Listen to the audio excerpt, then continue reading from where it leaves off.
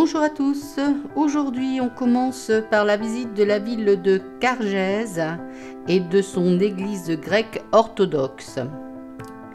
On mangera à Piana et ce sera pour la suite direction les Calanches de Piana. Alors, quel adjectif vais-je pouvoir encore employer pour décrire ce lieu ? Encore des mots dits et répétés comme sublime, magnifique, grandiose.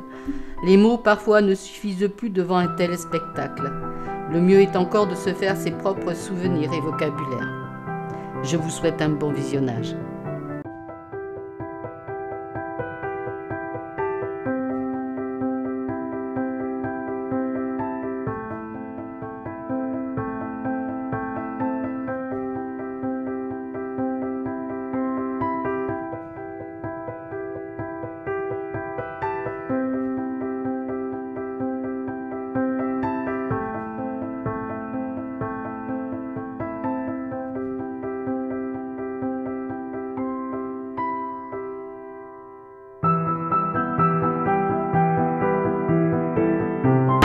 Mec qui pêche tranquillou.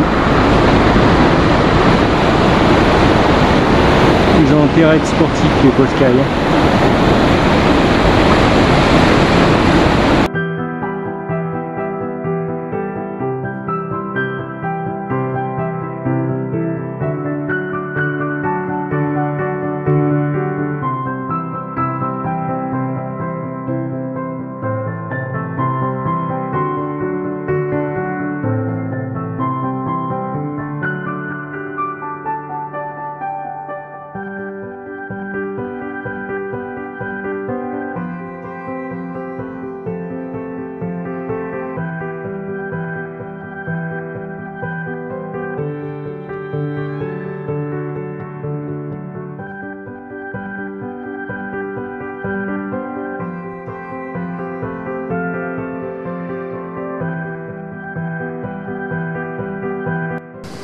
Alors cette inscription veut dire maison de Dieu en grec.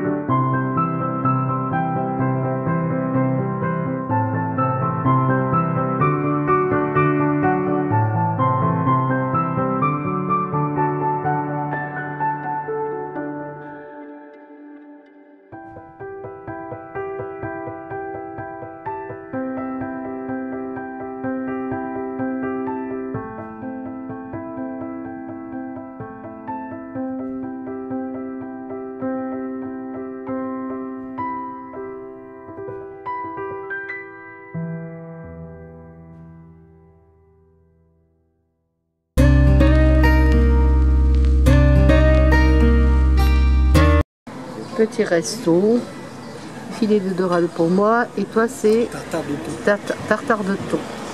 Voilà. Voici la véritable histoire des Calanches de Piana que nul ne saurait mettre en doute. Depuis la construction du monde, la descente aux enfers de Méphistophélès et la naissance de la religion, quelle qu'elle soit, nous savons que nous sommes observés par des entités que je qualifierais d'inhumaines. L'un d'eux, Satan, observait la terre et plus particulièrement une petite bergère qui gardait ses chèvres à l'abri de l'ombre d'un buisson. Satan, comme tout être qui se respecte, tomba éperdument amoureux de la jeune gardienne. Il décida de monter sur terre. Oui, car comme vous le savez, il habite les enfers et, du coup, le centre de la terre. Il doit donc monter, contrairement aux anges non déchus qui, eux, doivent descendre. Donc, il remonta sur terre pour aller déclarer sa flamme. Mais voilà, les sentiments n'étaient absolument pas partagés. Et elle cria hurla des insanités que même le diable eut du mal à entendre, tout en le chassant avec l'aide de son mari. Le diable éconduit jura de se venger, mais rien de radical. Il fallait que ces deux humains souffrent le martyre tout au long de leur vie.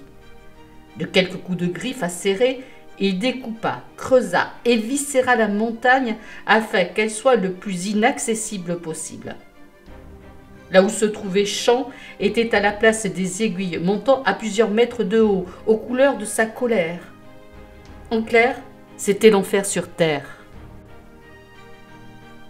Mais Dieu décida de s'en mêler en envoyant un messager, Saint Martha, ou plus exactement Martinus, le confesseur, le martyr, l'apôtre, viendra quelques jours plus tard pour bénir ces lieux, et c'est ainsi que les flots turquoises viendront s'échouer au pied de la montagne.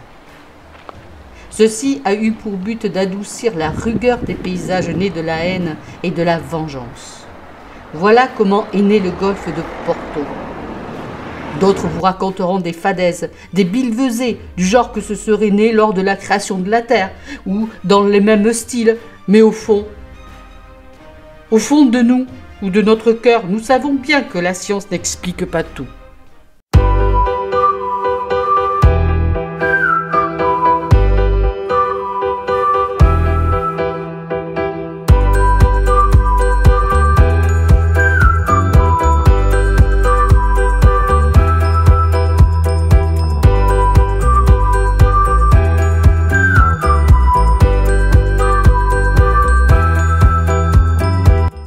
Et entre ciel et mer, cherchez le ciel, cherchez la mer.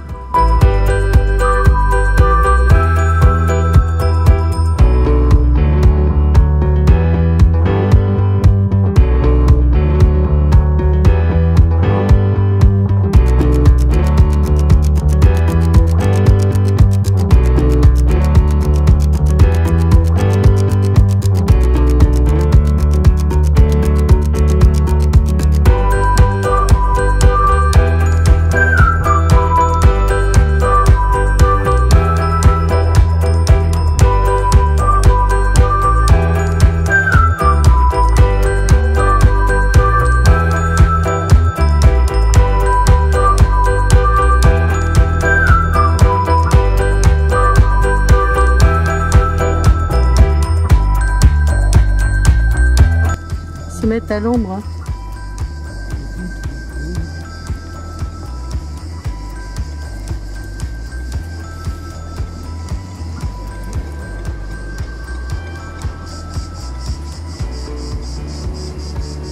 Jolie fifille. Ça va les fifilles?